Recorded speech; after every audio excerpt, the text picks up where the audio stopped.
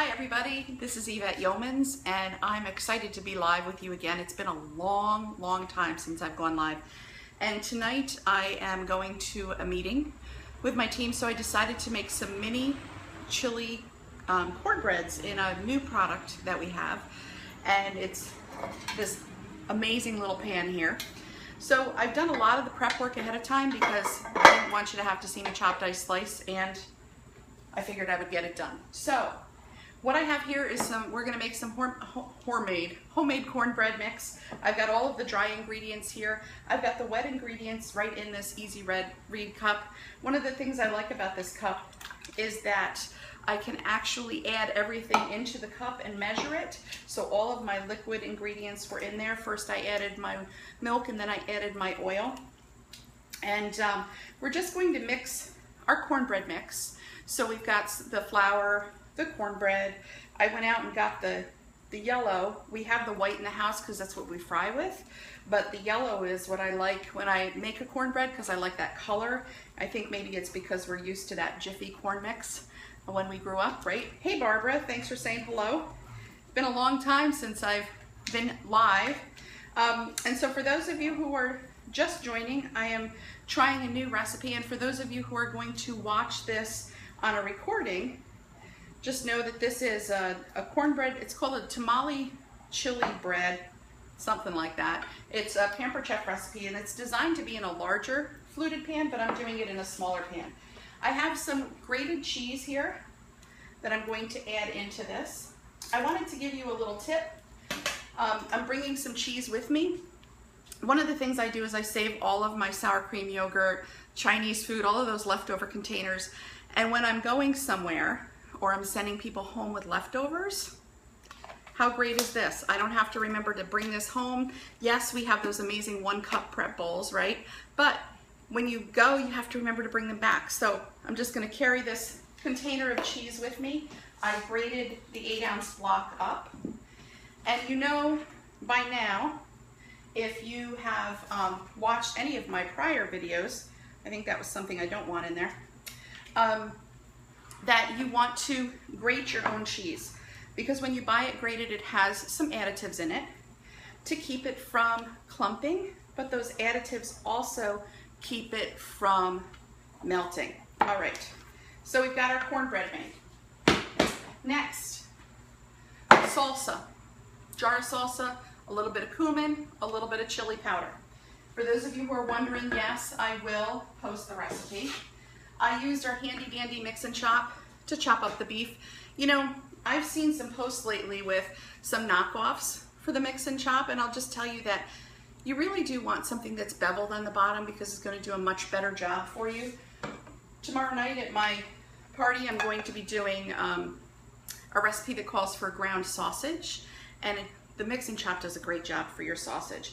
It'll also, this time of year, for those of you who can tomatoes, it'll break up your tomatoes. This is, speaking of canning tomatoes, this is our scoop and drain. Does a great job when you're dropping those hot tomatoes into the boiling water to take off the skin. You can just pop this right in and pull those tomatoes out. That is nice, because all that liquid that has a tendency to come out with a regular spoon and not a slotted spoon will be left behind. So I've left behind my grease here. I've got that all taken care of. In here, I just have a little over a pound of beef, some salsa, and some seasonings, some cumin and some chili powder.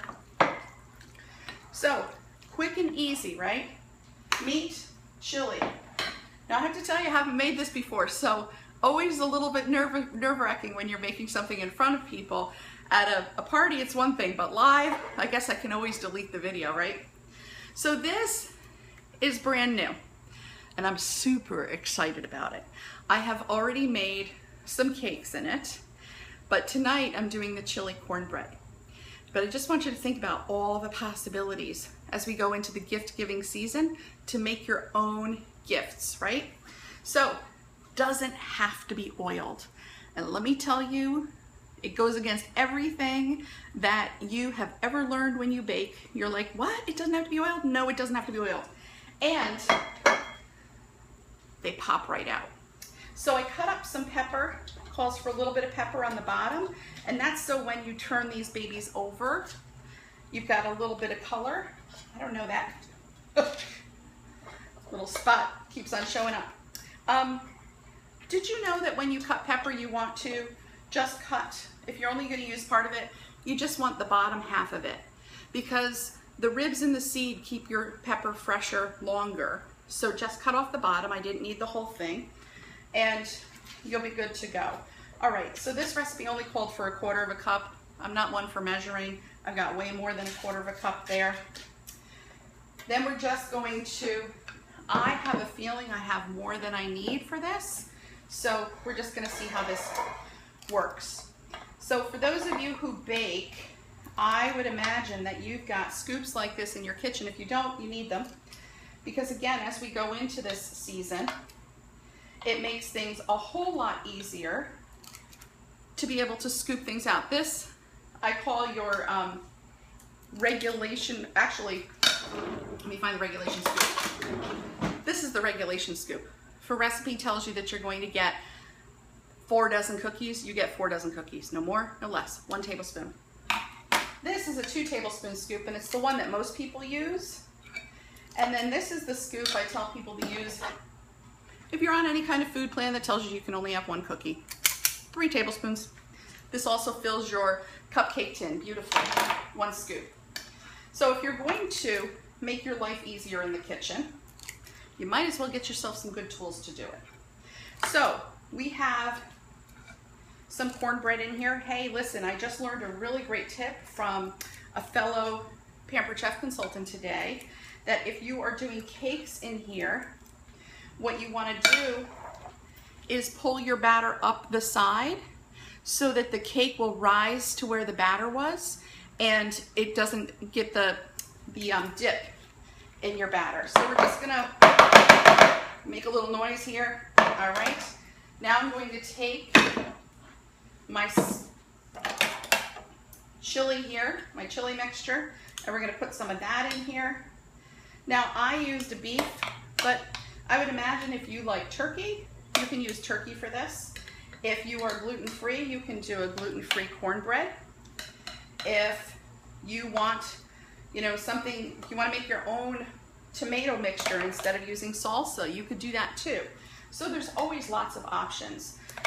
I will tell you that Google is my best friend, or any kind of online search is my best friend when it comes to recipes and figuring out how to alter them.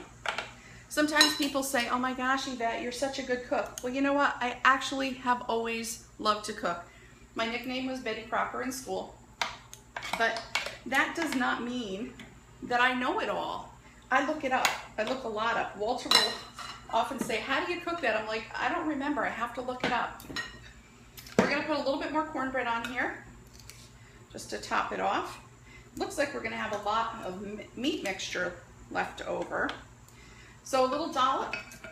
Now I'm going to bring some cheese with me that I already grated, and I'm also going to bring some sour cream. So these are going to pop right out of this pan, and I will show you pictures later, but I'm not going to wait around because they cook. They say they take, for a large one, because you can do this in a large fluted pan, it takes about 30 minutes.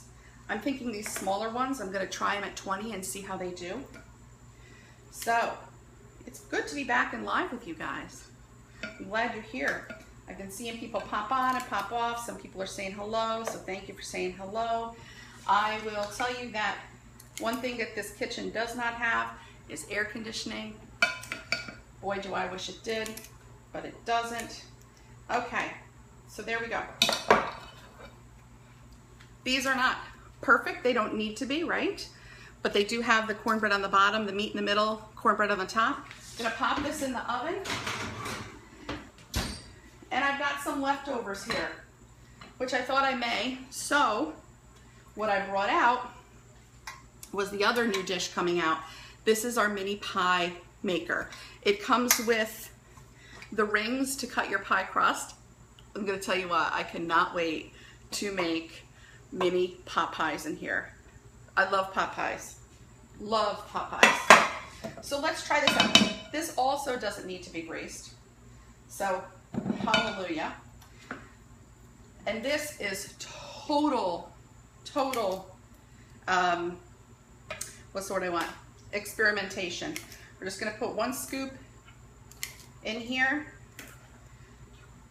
And it's a good thing I have my scraper that will allow me to get the last of the stuff in this bowl. Don't you just love these scrapers? I know that you guys have them.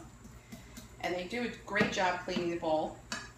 I know your kids hate them because there's no cookie batter or cake batter left in the bowl when you get done scraping them, but you love them because they don't stain, they don't melt. All right, so we're gonna do a little prayer on these because I'm just not sure how this is gonna work. Let's take our scoop. Yeah, I'm gonna use the bigger one because I've got quite a bit here.